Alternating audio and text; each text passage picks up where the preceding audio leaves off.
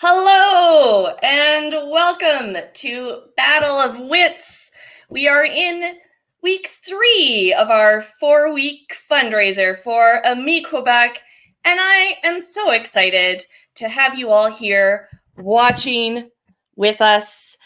Also, we are $20 away from reaching our goal of $1,500 to donate to AMI Quebec. So that is huge. And if we reach that goal tonight, as promised last week, we will get to name the Kanga squirrel that was given to me for my birthday. So be very excited about that because, honestly, that's a very exciting thing during these trying times.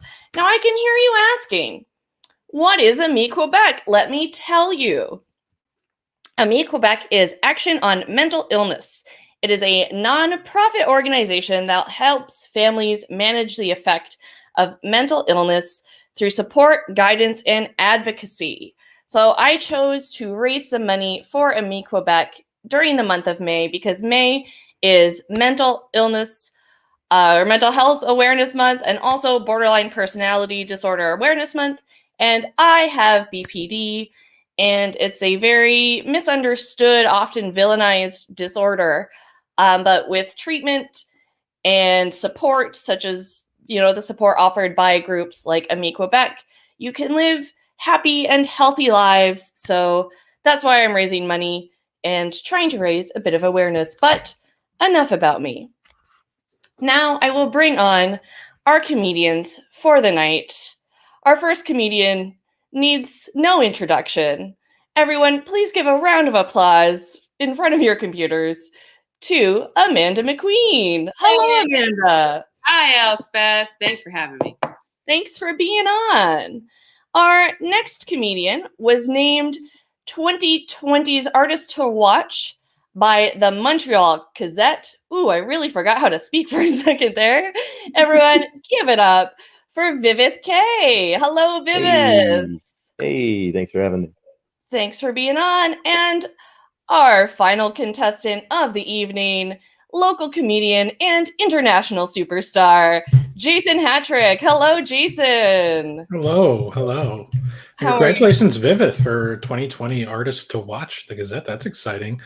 I was named the 2018 Artist I Saw One Time by the Gazette. So that was good for you. Congratulations to you both.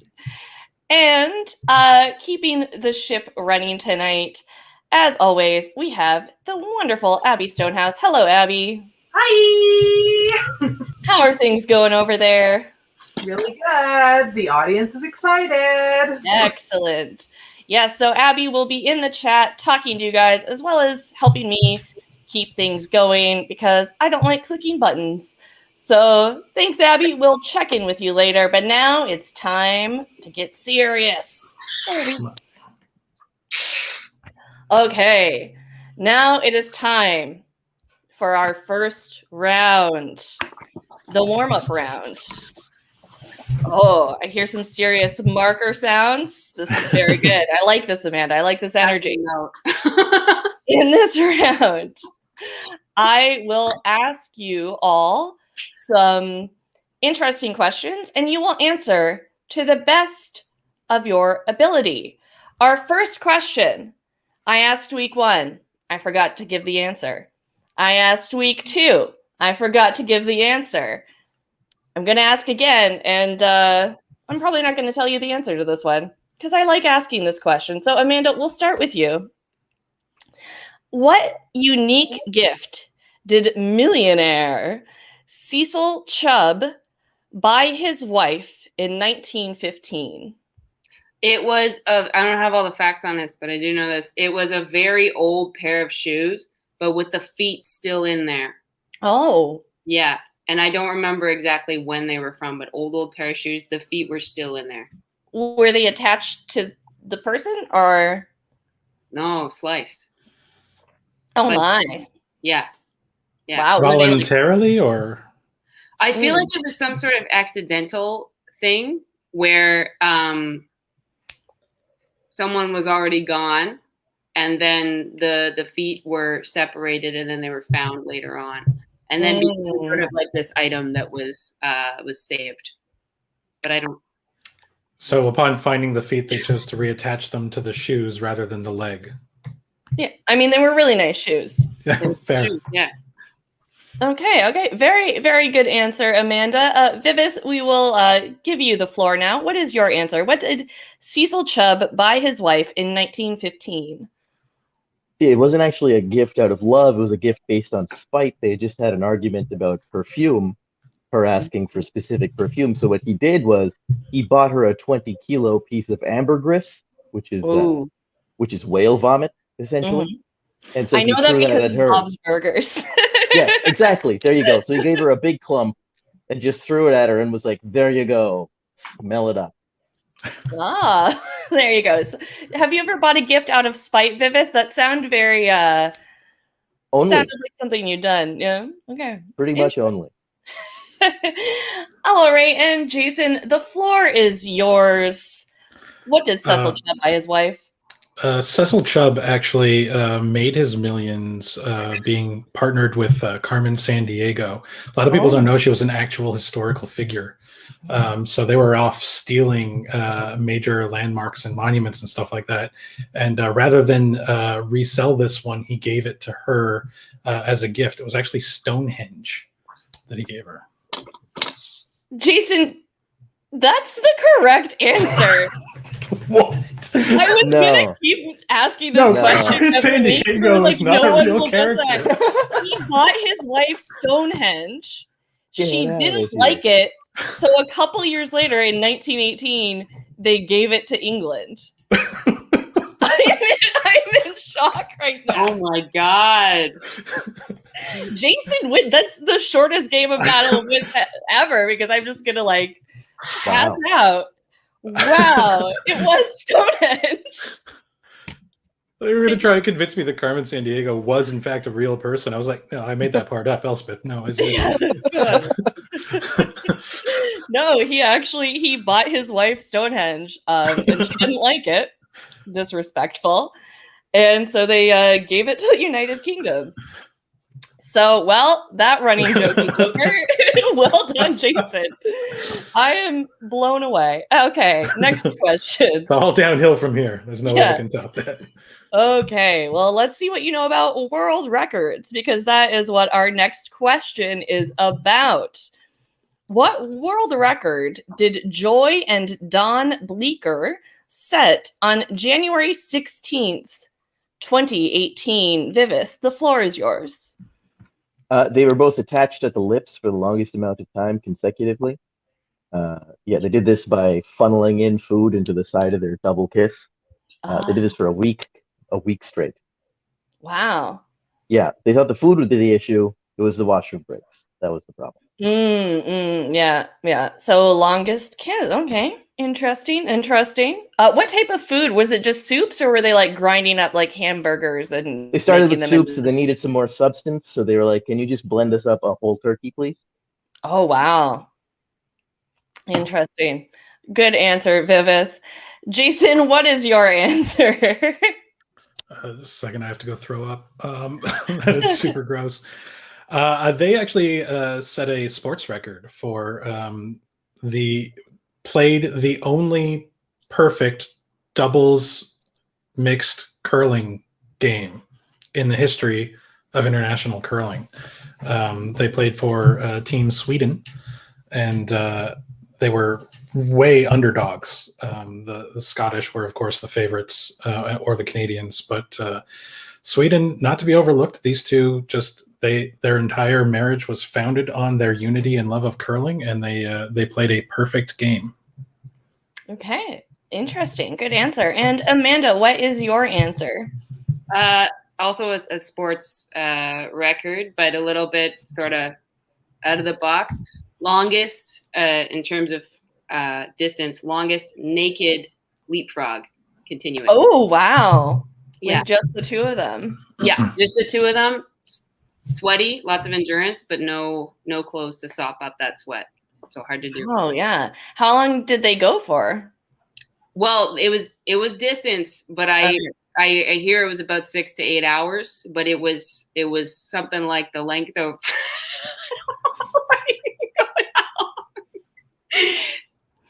60 miles? Wow, that's impressive.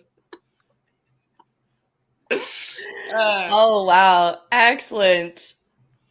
Amanda, I'm gonna give it to you. Just the weird and wonderful imagery I got in my head, and also because one of them was naked when they set this record, because one of them was a pig, and pigs don't always wear clothes. So it was the most tricks performed by a pig in a single minute.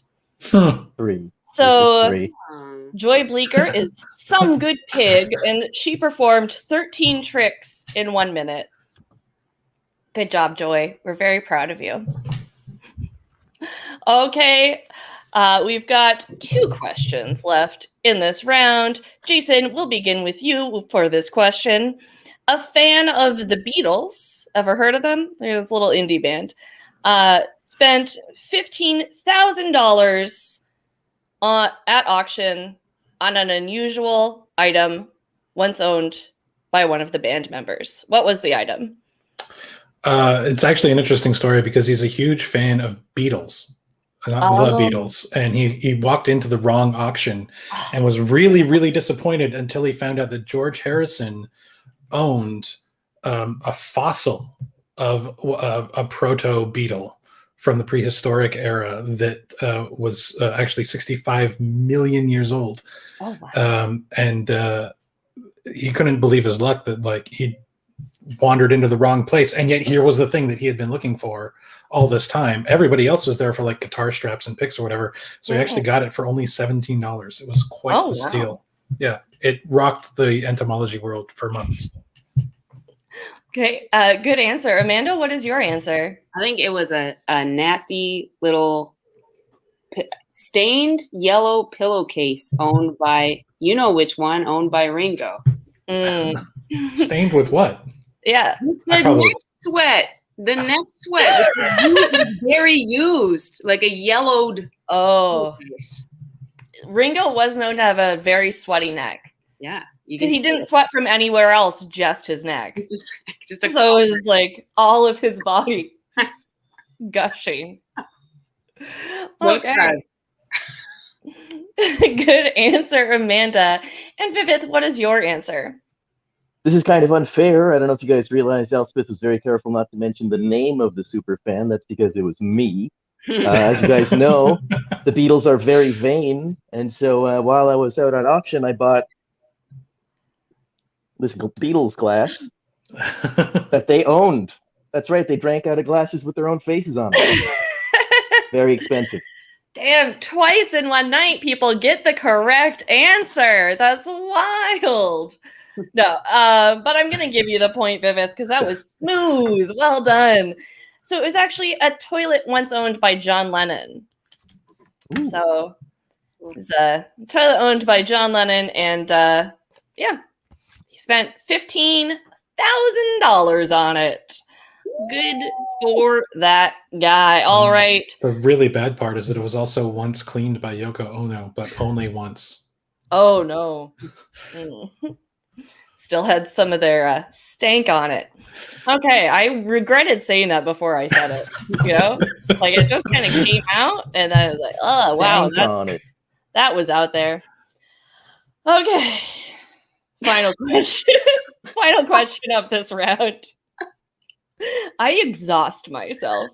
What unusual present did Marquis de Lafayette give President John Quincy Adams? Amanda, we will start with you. A big, wet kiss. Aw, was there tongue? Well, that's between the two of them. Oh, okay, yeah, sorry, kind of rude of me. I think it was kind of like right here, so I don't know if there would have been, but perhaps some people do slip it even with like a cheek kiss. I think it was kind of close to the ear on the cheek. Oh, that's an intimate, like, because there's cheek and then there's like near ear cheek. That's a sexy kiss. You're like, and you're always like, was it an accident or was it meant to get in there? Yeah. Sensitive area. Mm-hmm. All right. Viveth, what is your answer? It was a mid-sized bag of hair. Just to be like, here you go. Here's something to remember me by. All right. Where was the hair from? That it's a mystery bag. You hope it's from the top, but you never know. You never Could be know. foot hair. We've got hair all over our bodies, so could be from anywhere. All right, very good answer, Viveth. And Jason, what is your answer? Well, a little known fact, Marquis de Lafayette was named a marquis and became a noble person by virtue of his wealth that he made by running around with Carmen Sandiego stealing monuments. And How dare you? it wasn't the Easter Island head. It was just the nose part that had fallen off. Everyone thinks the nose fell off, but Marquis Lafayette actually chiseled it off, brought it back to America, and gave it to John Quincy Adams as a gift, saying first the head of one of these Easter Island things, next the head of the British Empire. Wow. So they're all very, very good answers. Can I give the point to Viveth? I like the bag of hair. That was creepy. Everyone does. Everyone who doesn't like a bag of hair? Am I Same. right or am I right? It's almost hard to believe someone gave you a Kanga squirrel tax advantage for your birthday Yes. when you make that kind of information public.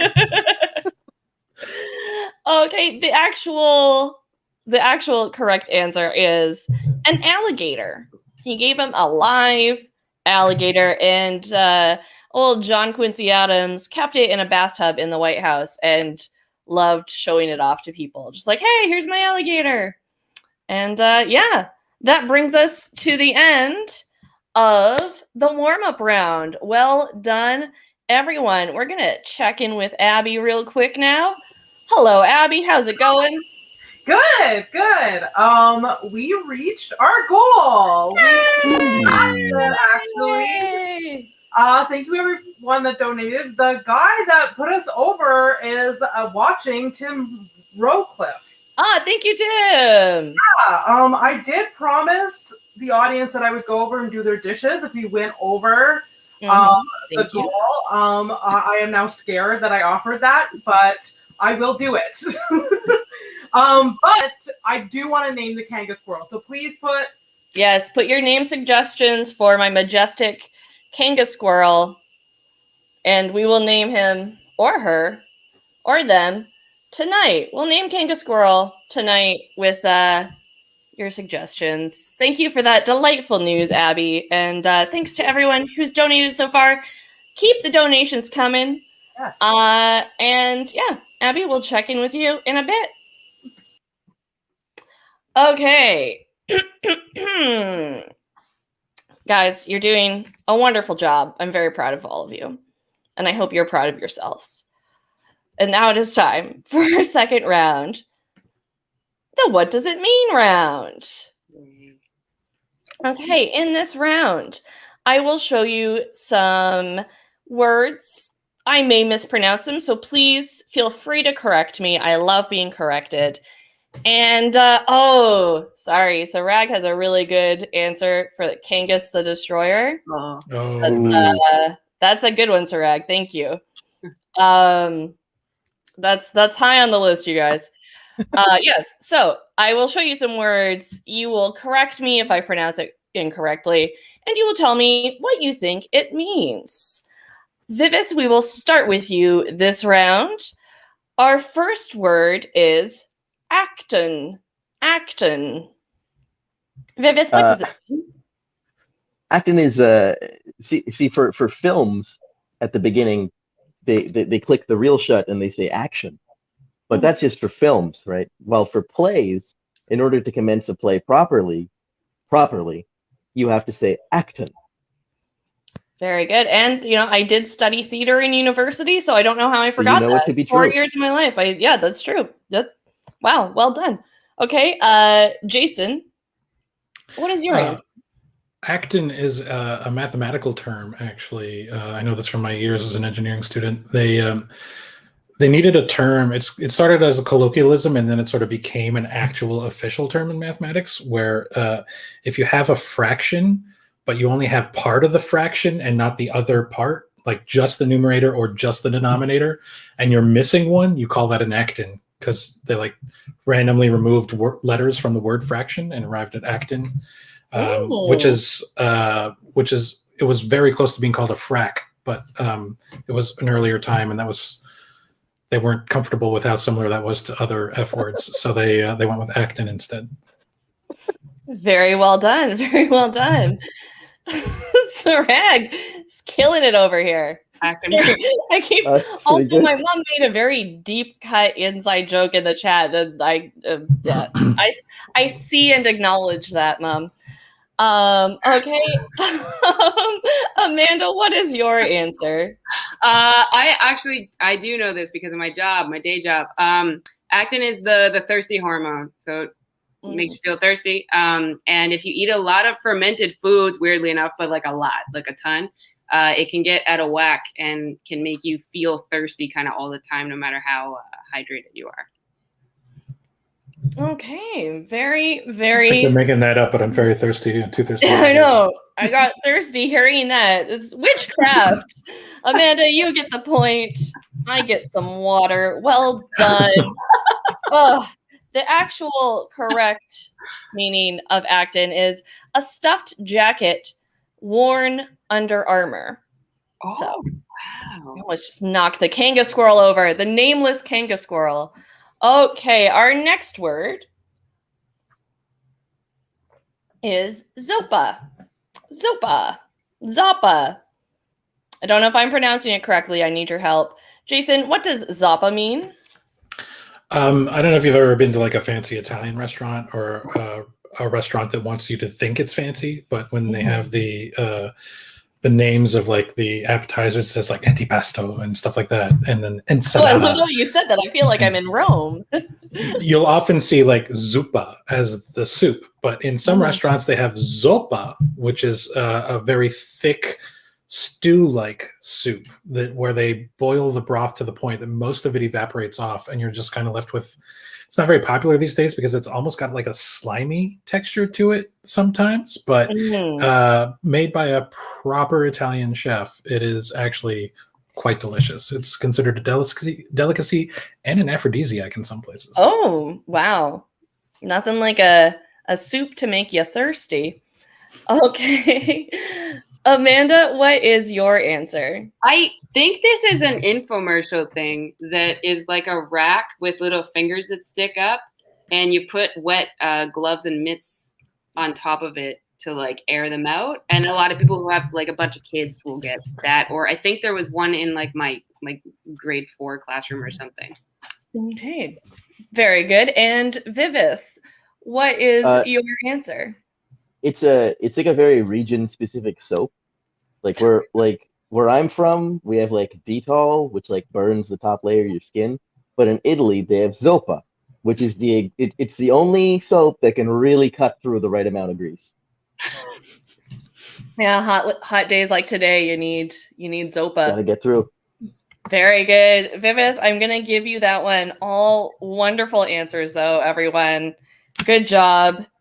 It actually means limping in music or syncopate. So you were all really close. You should feel proud of yourselves. We have one final word in this round, and that word is ekphonesis. Ekphonesis? I'm probably pronouncing it incorrectly. Amanda, what does this mean? That is sort of like a shooting pain that can go down the back. I don't want to. I'm not wearing pants. I'm actually not, so I'm not going to show you. But go down sort of from behind the back of the knee, all down the gastrocnemius. So like this. I'll show you on the canvas. Right there, the back of the calf. And a lot of people get it who do sort of like tree planting or other jobs where you crouch a whole lot, and it's just this kind of shooting pain that runs down in kind of like tendrils. Yeah. Very good answer. Well done. Jason, what is your answer? I don't know how familiar everybody is with, like the movie The Men Who Stare at Goats, when like the CIA was really into psychic phenomena for a while, and they were trying to like study psychic things and the ability to weaponize that. Ekphonesis is actually discovered in that era. It's a subdivision of telekinesis. It's the ability to generate sounds with the power of your mind. Ooh. So you like make it sound like the leaves are rustling over there, but there aren't even leaves over there. It's just you manifest the vibrations with the power of your mind to create a sound that other people can hear. Wow. Very good answer. And Viveth, what is your answer? It's actually from the Alien versus Predator universe. Like, you know, when they do the chest buster thing with like the ectomorph and all that stuff? This is the process of the chest buster happening. Like when they put the alien inside of the predator and made the predalien, that was a process of ecphonesis. Excellent answers, everyone. I'm going to give it to Jason, but those were all very good. The correct definition is, I don't actually quite understand this definition. It's a rhetorical exclamation. Bullshit. Exactly. But anyway, it's well done, everyone. My mom's having some technology issues trying to figure out what it means. Randy Comey says it's a Black Def Jam comic. Were there any White Def Jam comics? Again. Yeah. It's an add-on to the Sega Genesis. And Tim Rowcliffe, it's when a bug lays an egg in your ear. Oh no, that's a really good answer, Tim, but I hate it. Okay. At the end of that round, it is a very, very close game. Viveth, you are in the lead with 3 points, but Amanda and Jason are very close behind with 2 points apiece. As we go into the most vicious round of all, 2 truths and 1 lie. Dun dun dun. In this round, Amanda's got her sunglasses on for this round. Ready. In this round, each of you will tell 3 stories. 2 are true, 1 is a lie. We will interrogate you to find out the truth. Points go to, if someone guesses correctly, they get the point. If someone is not correct, the liar gets the point. That's how the points work. Viveth, because you are in the lead, we will start with you. Can you please tell us your 2 truths and 1 lie? I am an anchor baby. I was born in order to assure the citizenship of my parents. That is a true fact. The next thing is that my dad was actually not present for any of the births of his kids. He made it for the conception. That was mainly it.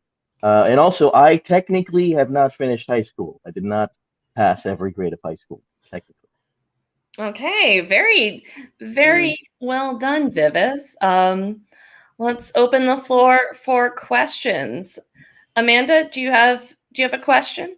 Yeah, where did you go instead of finishing high school? Like, what did you go work? What were you doing instead of finishing high school? So it's not that it's that during high school, whenever I was in 8th and 9th grade in Sri Lanka, there was a war going on. So because of the war, I wasn't able to go to the school for the last few months of school, and they just said, you pass. So I didn't actually pass. They were just like, you can go through to the next grade. That was in your last year of high. Oh, okay. So you just during high school, middle. Oh, yeah. Okay. And audience, if you have any questions, type them in the chat, and we can ask them. Jason, do you have any? What's your first question? Several questions. So you went to high school in Sri Lanka. I went to high school But you were born as an anchor baby in Canada. So your parents came to Canada. Yep.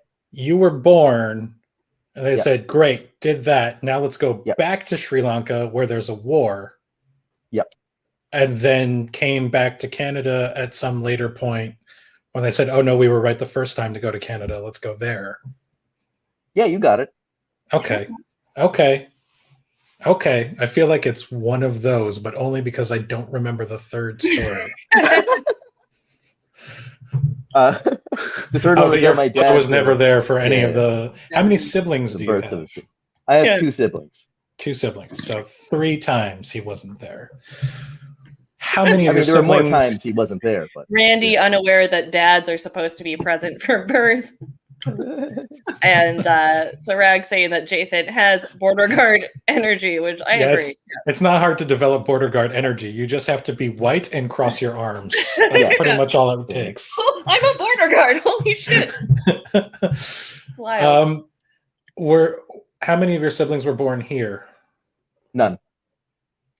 You were the only one born here. Are they older or younger Hence siblings? the anchor. Both my siblings are older. Okay, so 2 kids move here. Was your mother already pregnant when they came here? Does somebody else other than the police officer have a question? Erica Tadeo, wonderful human and comedian, has a question. Does your dad have a mustache? Only when he's angry at me. He just sprouts a mustache when he's angry at you? Good, cool, whimsical answer, Viveth. Yeah. Okay, wait. Are you the youngest child? Yes. So I guaranteed all of our citizenships. Anchor. Oh, wow. No pressure. Where were you born? Montreal Jewish General. Okay. What year? 1994. Okay. That checks out. Oh, I had you placed in Cornwall for your whole life, so I don't know what to do with any of this shit. Oh, There you go. right. Yeah. That's where I have you placed. I don't know. What was your third story? I'm an anchor baby. My dad wasn't there for any of the births of his children. All Yeah. right. And I never technically finished high school. Okay. So why Did you go wasn't straight your to Sejep dad? when you came here? Pardon me? Did you go straight to Sejep when you came here? No, because like when I came to high school here, they asked for the report card from back there, but it's a handwritten report card. They kind of just laughed at it and they were like, I guess you're old enough to be in 9th grade or whatever, and it was fine. Okay. And that was in Quebec?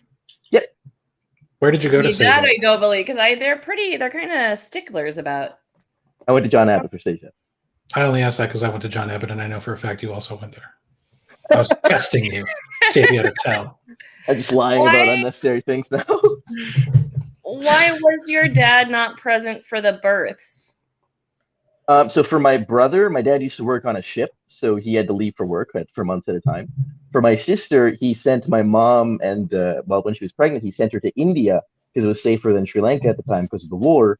And for me, I was the anchor baby getting us the citizenship. He wasn't allowed to be in the country at the time. Okay. Oh. So he wasn't just like, yucky. Yeah. No.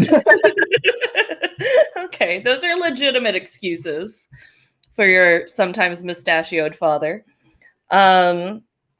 All right. Do we have any other questions for Viveth? I have one final question. Okay, Jason. Why am I the cop when Amanda is wearing those sunglasses this whole time? Yeah, same thing, Jason. I was gonna say, 'cause they got different vibes. She's too deep undercover, Jason. Don't blow your cover. You didn't cross your arms, that's why. Yeah. Do you have a high school diploma though, Viv? Yes. Okay. So the wording on that one, it's not that you didn't finish high school. No, it's that I technically did not finish all of the grades to pass. It's that you didn't do all the grades. Yeah. It's very common when you move to a different country and you're a kid and they're like, oh, you're 9, you're in grade 4. You know what I mean? That's There very you go. that one. Yeah. Well, it must be true. I don't know why you didn't tell me about all these voyages you've been on. Nobody asked. Cornwall his whole life. Okay. It is time to guess. Border Patrol Hattrick, what is your guess? I love that that's going to be the thing that sticks from this whole episode. Fucking nailed Stonehenge, but that's going to be what sticks. I've already forgotten about that. That was minutes ago. That's done now. That's over. We're on round 3 now. It's over. I believe the high school thing. I believe the anchor baby thing. It's too specific to have the term on the tip of your tongue if you weren't it. But I think that I think it's more believable that they would have let your mother and father into the country on vacation than a pregnant woman alone if they were afraid of anchor babies. So I feel like your father wasn't present for either of your siblings' births for exactly the reasons you presented, but he was there for yours, and your siblings have secretly resented you for it ever since. Oh, wow. Okay. And Amanda, what is your guess? Okay, I think your father misses one birth, and then he's like, I'm going to make it to this other one. So I don't think that's true anymore. I thought it was. I don't think it's true anymore. I think that's the lie. Okay. All right, so Elspeth, you're gonna guess, or is that it? I honestly don't know. I went back and forth every time. Yeah, just what's the answer? All right, so I was an anchor baby. I never technically finished the 8th grade. My dad was not there for my brother, was not there for my sister. Definitely made it for me. Favorite son, take that. Jason Stonehenge me. He Stonehenge me. Nice. God damn it, you Stonehenge me, you cop. It's all that training I got at border guard school. 3 years of arms crossing and then 1 year of investigative shit. Well done. So Jason and Viveth, you both get 1 point for that round. And Jason, since you correctly guessed, it is now your turn for 2 truths and 1 lie. Okay. The first person to ever introduce me to the stage as a comedian was Paul F. Tompkins. Fact number 1. Fact number 2, I once had a lightsaber fight with Darth Maul. And fact number 3, I instantly believe that. I once shared a drink with a Star Trek cast member. Okay. Interesting. Where was it that where was your first show that Paul F. Tompkins introduced you? It was aboard a cruise ship. There's a nerd-themed cruise that I've been on several times called the Joko Cruise that I advertised to, and maybe some of them came out to watch tonight. Say so in the chat if you're here. But they had an open mic on board. Paul F. Tompkins and John Hodgman were both the invited comedians to perform on that cruise, along with several musicians. And Paul F. Tompkins hosted open mic night, where I signed up to do stand-up comedy for the very first time in international waters where I could not be prosecuted for any of the things that I said. Only a border guard would know that. Very good. That's I want to believe that because that's cool. Okay. Amanda, Viveth, any? Was Darth Maul like a child on Halloween or like a nephew? Who is this? Like, what was Darth Maul? Right. So obviously not actually Darth Maul. That's a fictional character. But Ray Park, the actor who played Darth Maul, he and I fought with replica lightsabers. At a Comic-Con or? On stage at Comic-Con. Okay. When you say shared a drink with a Star Trek cast member, like you shared the same cup? Yeah, it was a dog bowl of water. What's going on here? Fair. Also a Comic-Con story. I was hosting a panel with Gates McFadden, who played Beverly Crusher on Star Trek The Next Generation. Oh, yeah. I made a joke for the first question about having a rash that maybe she could look at. She then felt up my thigh, and after backstage, she had been slowly nursing a scotch, but was unable to identify it, and was asking if anyone knew what it was because the person who brought it to her wasn't around anymore. And I said, from here, it smells a little like Lagavulin. And she says, I think it's Lefroy, but check for me. And then she handed me her scotch. I'll remind you, not half an hour after feeling up my thigh. And I took a sip from her scotch and said, oh, you might be right. It might be Lefroy. I think you nailed it. I've never had Lefroy to this day. I have no idea. But it sounded like she knew what she was talking about, and she walked away happy. And I shared a drink with Dr. Beverly Crusher of the Starship Enterprise D. Nice. So Rag is bringing some skepticism to the Joko cruise story, saying he thought it was a newer thing. What year was this? Because I mean, I hear about the Joko cruise a lot on the many podcasts I listen to, but You are listening to Mabim Bam, probably. They Yes. were they have been on several times.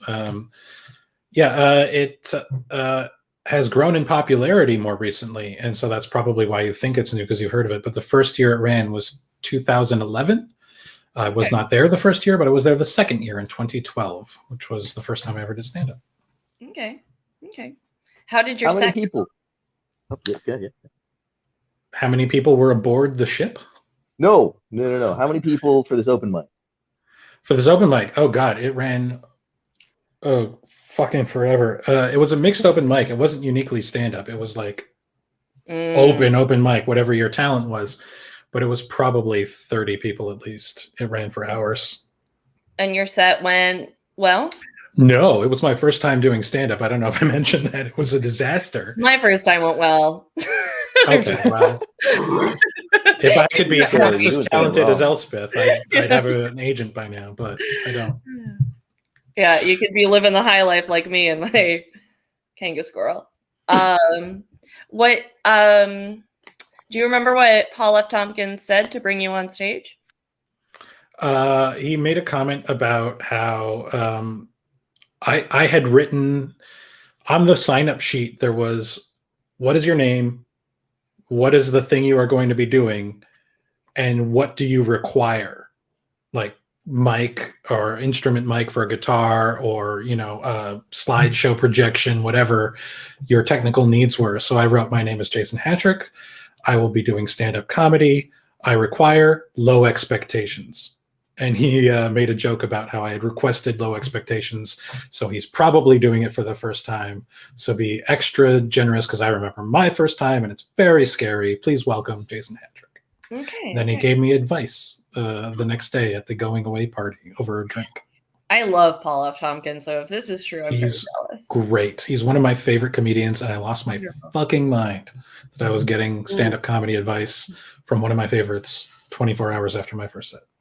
It's amazing. Any further questions? I got all I need. All right. All right. Viveth, do you have a final question at all, or are you ready? Amanda seems very confident. I am. No, that's it. I'm done asking questions. Amanda, what do you think is the lie? I think the Paul F. Tompkins story is entirely true, except it wasn't your first time. So I think that's the lie. Okay. Interesting. I think he thought it was your first time because you said that, and he brought you up that way, and then you had a wonderful set, and you were like, fucking not my first time. I've been doing this for 25 years. Yeah. I've been doing this since the 60s. Yeah. I used to do stand-up with John Quincy Adams' Alligator. Back when I was running with Carmen San Diego, we used to stop at all the comedy clubs. Vivith, what is your guess? I think if you actually shared a drink with Beverly Crusher, you would have told me by now. I think that at best she had you smell the glass closer. Like she just let you bring it up to your face. She wasn't like, give it a lick, give it a go. So that's crazy. Give it a lick. That's nuts. Give it a lick, son. If I find out that's true, I'm upset. That's all. Okay. Wow. This is I'm gonna agree with Amanda on that. I think that's true, but like I don't think it was your first time. What is the lie, Jason? I love how in all of this questioning, everyone's like, "Yeah, you obviously fought lightsabers with Ray Paul." Never came up again. Not the lie. The lie was the Paul F. Tompkins thing. No. It was, in fact, my first time doing stand-up. It was, in fact, at sea on that ship. But he didn't. But Paul F. Tompkins was not at the open mic.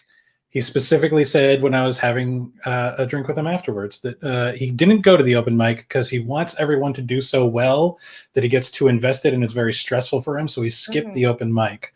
I was actually introduced to the stage for the first time by a comedy musical duo, Paul and Storm. Very good. And I'm glad that Paul F. Tompkins was still nice. He was still very nice. He specifically asked, "Oh my God, you did stand up for the first time? How did it go?" And I'm like, "It was my first time." He goes, "Yeah." I lost so much. It's a treasure. Okay, so Amanda, you get 1 point, and Jason, you get 1 point, and Viveth gets bitter feelings about you not telling him about the Star Trek lady. So you guys are gonna have to talk about that after the I've show. been bitter. Amanda, it is now your turn to tell us your 2 truths and 1 lie. All right. Okay. Number 1, I went to school with a kid named Marilyn Monroe. Number 2, I have twin brothers and they both happen to be firefighters. Number 3, my weirdest injury was scraping the skin off of my forehead, like the whole thing, all the layers of skin off my forehead. Okay. How?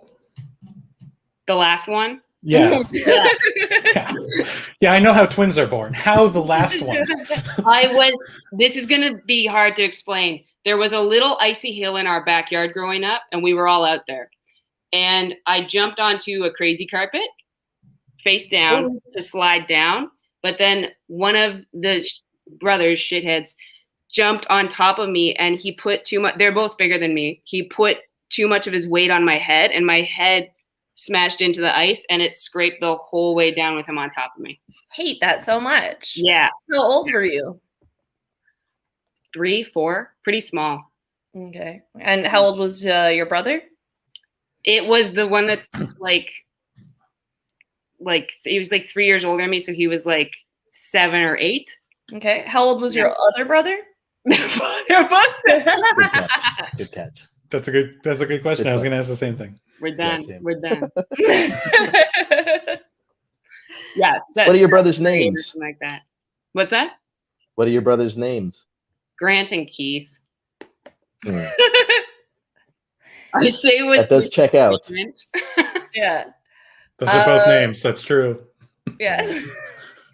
Good Hoping job. you'd be like melon and chair. That's a good point, though, right? Because like they named their daughter Amanda. If they'd named their sons like Starfire and Crystal Birth or whatever, it would have been weird. But Grant and Keith and Amanda all line up. Mm-hmm. Yeah. Yeah. Which So one's older? Which twin is older? Keith came out first. Mm-hmm. Yeah. Okay. So they're also gay. I'm sorry, I don't know that. That's so good. Let's edit that out.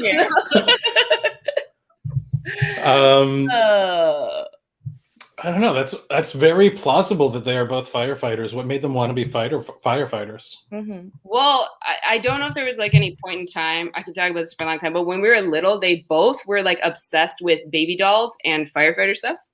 And they both, growing up, always just wanted to be fathers and firefighters. And sort of, I guess when we were like preteens, they both did like St. John's Ambulance. And we're thinking about being paramedics and like other options, but they always were like fathers and firefighters. And then they both are those things now. Okay. How many nieces and nephews do you have, and what are their names in order? I have 3 in order from youngest to oldest. So alphabetical. Go. Diana came first. She is, I hope, turning 5. And then she has a younger brother. These are Grant's 2, named Rowan 2. And then Tyler is like in the middle somewhere, like for Rowan, but close to Rowan. That's very believable for a sibling to be like, I think she's 3. They're small. I don't know. They're small. They're little. Okay. I can still pick them up, and they're still excited to see me. Yeah. Were you friends with Marilyn Monroe? Yeah. Yes. Yeah, we were on the same basketball team. Okay. Tell me about Marilyn a little bit. Yeah. She's very cool. She wore really large t-shirts. She taught me dances. She braided my hair all the time because she was bored. Do you remember any of the dances? Yeah, but listen, I don't feel like I can do them. What song was it to? Just gun sounds, one of them, and then I have no idea other ones. I don't know, just dance moves. Like you're cracking under the pressure, Amanda. One of them gun sounds for sure.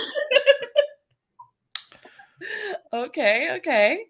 What is the year of your birth, Amanda? Pardon? If you're willing to share, what is the year of your birth? 89. Okay.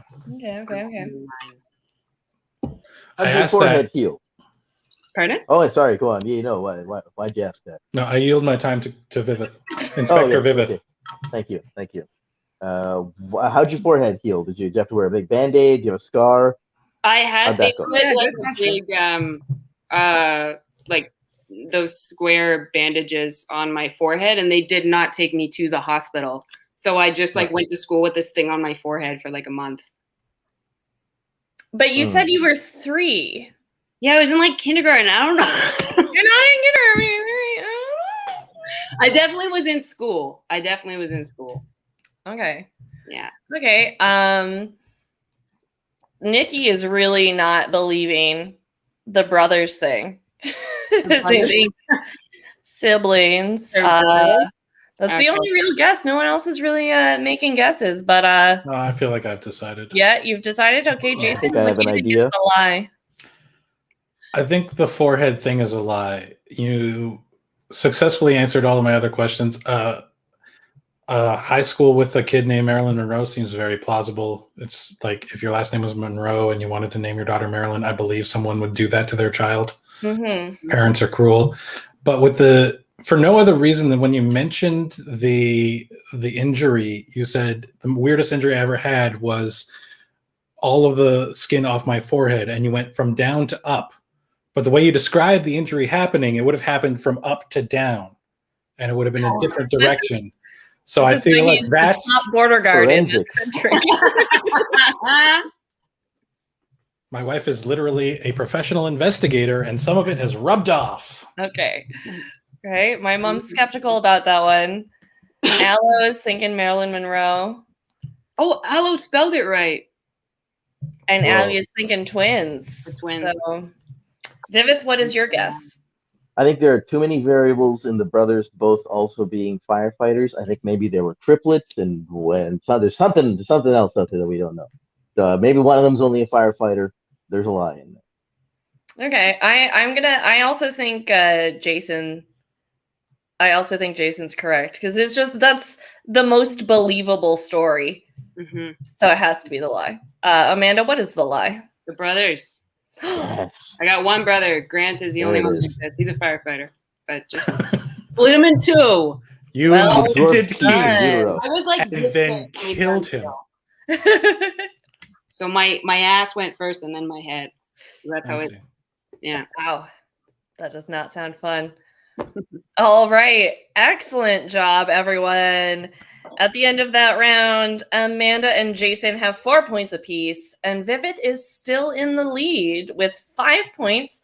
We're gonna check in with Abby to see how everything's going. Hello, Abby. How's it going? Hi, everything's good.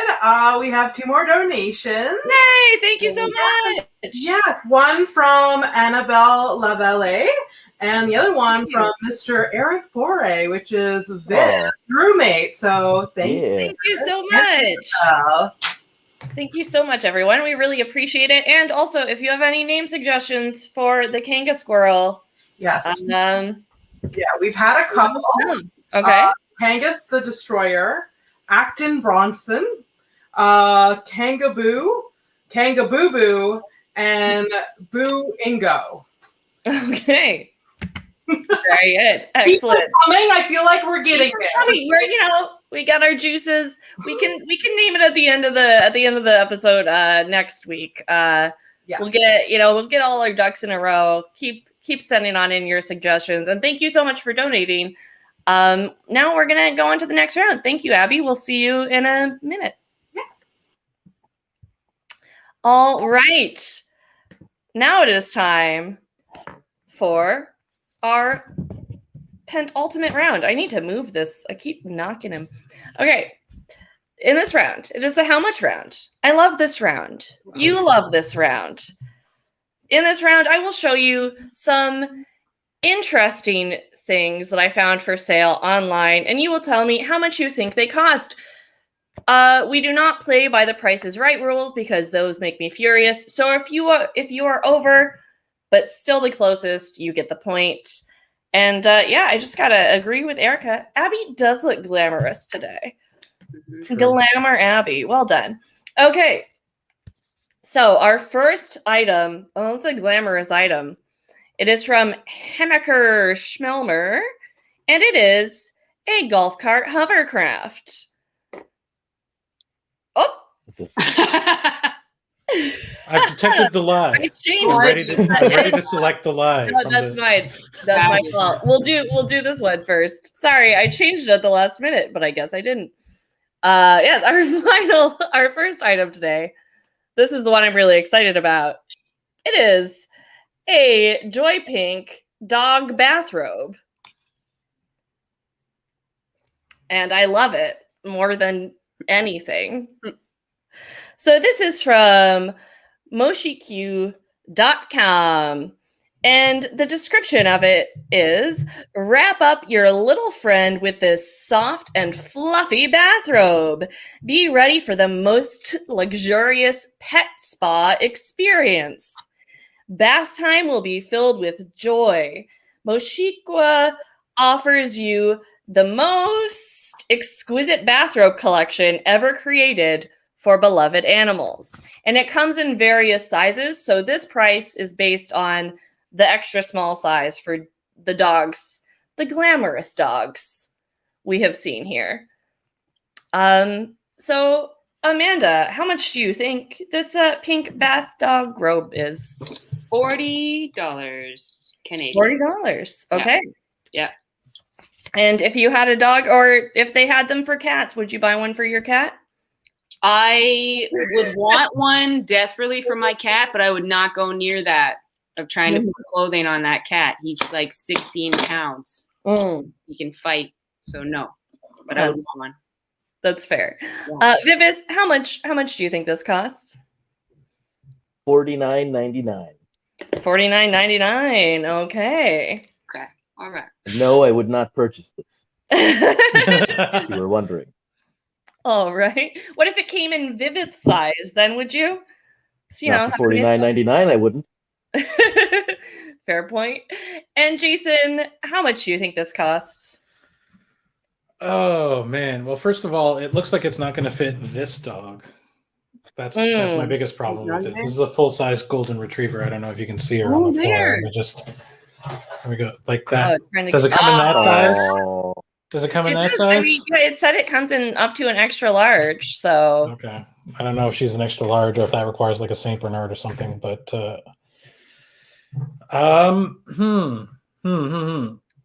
I was thinking initially $40, but that puts me right in the middle of those two and guarantees me loss. So I'm gonna say one of those runs $30. $30? Okay. $30. I love Abby saying, literally, I would pay $200 easy. Abby loves pugs, and this one's kind of for you, Abby, because there were other bathrobes, but none of them had pugs in them. So, all very good guesses. You were all under. So, Viveth, you get the point because you were closest. It's actually $72.39. So $72.39. I think it's a steal. But, I love a glamorous dog. What can I say? That's the detailing. There's a lot of detailing. Yeah. It's way less than Abby would pay, so they've made at least one sale. Abby will buy There's two. a market for it. Yeah. Okay, and now this next item, you're not going to believe what it is because you've never heard these words come out of my mouth before. It is the golf cart hovercraft. Is that a thing? What? From Hammaker Schmilmer. So because this website is fancy, it doesn't have descriptions. It has product stories. So let me tell you the product story about this golf cart hovercraft. The ones we all have. This is the golf cart that glides over. I forgot how to read. Let me start again. This is the golf cart that glides over sand traps and water hazards on a cushion of air as easily as it does over fairways and the rough. And here are some specs. It goes up to 45 miles an hour, which just seems fast for a golf cart hovercraft. I don't know. And it goes up to 9 inches off the ground. Also scary. It can hover backwards up to 25 miles per hour, which just seems dangerous. And it does, I know you were all wondering, so everybody calm down. It meets the U.S. Coast Guard standard for hovering. So that's, I know. A true hover. I was tense. So Viveth, how much do you think this golf cart hovercraft is? I think that's $99,000. $99,000. Okay. Because you need just a little bit less than that to golf on the regular, anyways. Mm-hmm. Good point. Also, this thing looks like a Yeezy. It looks like a Yeezy shoe. It does. Very good point, Viveth. Yes, it does. All right, Jason, how much do you think this is? I missed most of the explanation for it because I was having flashbacks to the time I got the remote-controlled hovercraft when I was 12, and there was a damage to the rubber inflatable thing, and I sold it to another kid at school for $30, and he was like, "Hey man, this is broken." I'm like, "Oh, sorry man, I spent the $30. I don't have it anymore to get back to you." Wow. And I felt guilty about that ever since. You should. So Kevin DeLallo, if you are watching this right now, write to me on Facebook Sorry, and I will send Kevin. you $30. I feel really bad about that. Aw. That said, this is worth more than $30 because this is aimed at that group of people who buy things just to have a thing no one else has because they're so bored with how rich they are. Mm-hmm. They have to buy weird shit. Like this isn't even like a hovercraft isn't even easy to steer or stop. It's not convenient at all. Have you driven a hovercraft before? I've controlled a remote-controlled hovercraft and damaged it in the process. I'm so sorry. Yes, you just went over this. I think 99,000 is too much, though. I'm going to go with one of these is $7,000. $7,000. Okay. I already feel like that's too low. And Amanda, was it the way that I said $7,000 back? Incredulously shot it down. And Amanda, how much do you think it is? I'm gonna go with my first instinct, $310,000, Elspeth. I feel like this is a high roller item.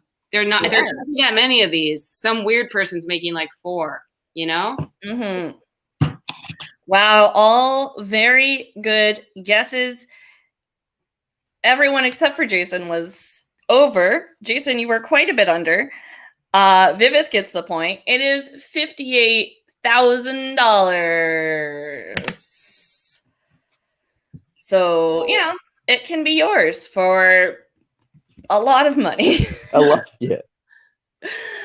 Okay, and our final item today is from Etsy, from Stuffed Critters on Etsy. It is a midsummer taxidermy rat. It is 7.5 inches tall. The taxidermy rat is inspired by the main queen from the horror movie Midsummer, and that is all of the information I have about it. But it looks happy. It looks pretty. I'm not mad at it. How much do we think this costs, Jason? Well, first of all, my wife just commented in the chat, I have a birthday coming up. I demand the rat, please. So hopefully not too much money. Second of all, she's the one who made me watch Midsommar, and I still have nightmares. And third of all, it's an actual taxidermy rat with... Do we know what the flowers are made of? They look like paper from here, but I don't know, like maybe a paper or a silk, some sort of fabric. Yeah. This was made by someone who believes it will sell. This was made by an actual artist who believes they have taxidermy. I have to say, like, this is a professional. They probably didn't do the taxidermy, but they acquired the taxidermy and embellished upon it for resale value. So they're looking to make a return on their investment. They put a lot of work into it. I'm going to go with $175. Okay. And Amanda, how much do you think the Midsummer taxidermy rat is?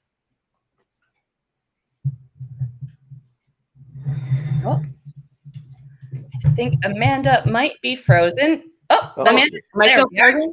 Yes. How much do you Okay. think the rat is? 187. 187. Yeah. Very good. And Viveth. Those are both great guesses. I think, Guess You right in know- between. do we know if this is like, did they raise this rat? Do we know that? Yeah, Is it was. this just a- Yeah, they is it actually pet? they had to taxidermy it to. Label it themselves. Okay. Yeah. I'm gonna say this is a $200 rat and dress. $200. Okay, very good. Jason, you are almost spot on. Congratulations. This rat is $176.99. Oh shit. Yes, and so You know what? Shout out to Abby Stonehouse in the chat, who also said yes, 175. she did. Well done, Abby. She's watched this High show five, a Abby. time or two. She knows what's going on. All right. Well done. At the end of that round, Amanda has 4 points, Viveth has 7 points, and Jason has 5 points. But it is still anyone's game as we go into the lightning round. But first, let's check in with Abby. Abby, how are things going over there? Good, really good. 2 more suggestions for the names: Mm-hmm. Phil and Bob. Yeah. Yeah. Phil's good. I like Phil. Yeah. It has a certain Puxatawny Phil vibe to it. Oh, like yes, Groundhog that's Day. true. Yeah. Oh. So like Really a liking Phil? the Phil. Yeah. Okay. Phil is under consideration. May I suggest Slouchy Pouchy? Slouchy pouchy. Pouchy, pouchy. I'm gonna pretend to write that down, Dev. All right, thank you. Thank you. I don't know. I don't think we're topping Kangas the Destroyer. What was that, Sarah's No, suggestion? no. Yeah, that was a good one. Yeah. I don't think we're topping Sarag on that one. Okay, I'm gonna take a sip of water before we go into the most stressful round of the game. Okay. I'll gear up. Yep. Press the In button. this round, I will. Ooh, sorry. Aloe had a good suggestion. I like this one. Vernon. I like that. That's pretty really good. Really good suggestion. That's I right. like Vernon. It ages the creature up quite a bit. Okay, but enough about the Kangas squirrel. It is time for the lightning round. In this round, I will ask you a series of rapid fire questions. Points will go to whoever answers correctly first. Are you ready No. Yes. for the lightning round? Hit it. Ready? Ready? Yeah. I said hit it. Can you hear I it? can't hear it. I can't hear it. Oh no. Okay, you start it over. 'Cause now I Yeah. can't. It sounds like we're the next venue over from a really killer party. Yeah, It literally was at the max volume. Why? it's okay. It's okay. Let me guys. tell my reflexes further. Still answer? Just okay. There we go. What city is the Eiffel Tower in? Paris, Paris. What continent is London, England part of? Europe, Europe. What was Mr. Rogers' first name? Alfred. I don't know. Moira Rose was a character on which hit TV show? Schitt's Creek. Good job, Vivid. Name one of the Golden Girls. Beth, Rose. Becky, Rose. Good job. Goldilocks and the Three. Bears, Bears. Be a dinosaur. Velociraptor, Rawr. Be a dinosaur. Correctly answered. Jennifer Aniston played which character on Friends? Rachel. Good job. What number is after 5? 6, 6. Good job. 11 times 0. 0, On which part of your body do you wear a toque? head, Head. Say a word that starts with the letter G. Go. George, April showers bring May. flowers, Hats. You say half? He said past. Oh, right. I think the music has stopped. I don't know. That was very stressful. That was exhausting. I tally the points. It's just like, I'm so sorry, Abby. I'm so sorry. I had such a panic attack on say a word with the letter G, and I was like, George, shit, are proper nouns accepted? I don't know. I don't know the rules. Also, the dinosaur one popped into my head because for some reason earlier today I thought of Sarag's joke about you can be anything and I'm a dinosaur. And like that joke always kills me, and that's where that question came from. So thanks for Sarag for randomly popping into my head today. That's how long it's been since live comedy. I haven't even seen that joke. That's how long it's been since I've seen Sarag on stage. A really funny one. Okay, while I tally the points, tell us what you got going on. Amanda, we'll start with you. what I got going on? Who has stuff going on? I'm hosting a kissing party next week. I don't have plugs, folks. I'm training people online, teaching them how to do push-ups. That's what I got. That's what I got. There isn't a lot of comedy. And Viveth? You know, I'm doing the usual stuff, these types of things. You know, I'm doing taxidermy. Send me any animal you got. Send me any bodies. I'll turn it into whatever. I'll figure it out. Oh, nice. She's gone. She's escaping because I have her. Taxidermied her already. Oh no. Okay. Thank you, Viveth. And Jason, what do you have going on? Mostly hunting Viveth to get my dog back. You can find me this Friday on Elspeth Wright's Battle of Wits as a fundraiser for AMI Quebec, where we're hoping we're going to make the goal. We're hoping we're going to get there. Already did, but keep donating, everyone. You can also, keep donating. We can go over the goal. That's allowed. Yeah, let's go over the goal. You can find me on Thursdays playing Codenames with one Elspeth Wright. I hear she's hilarious. She's great. And I love her to pieces. On twitch.tv/Tim_Riel. He named the channel after himself because he's the host. It's not an issue. We're not upset about it. And on Wednesdays, I stream with my wife on twitch.tv/Jason and Katie JK, where we play video games and banter. And it's delightful because we're charming. All right. Excellent. And Abby, what do you have going on? Hello. You can find me at Abby P Stone _MTVL on Instagram and Twitter. Please like my tweets because no one does, and please laugh at my Instagram stories because no one does. I love your Instagram stories. Oh, they're great.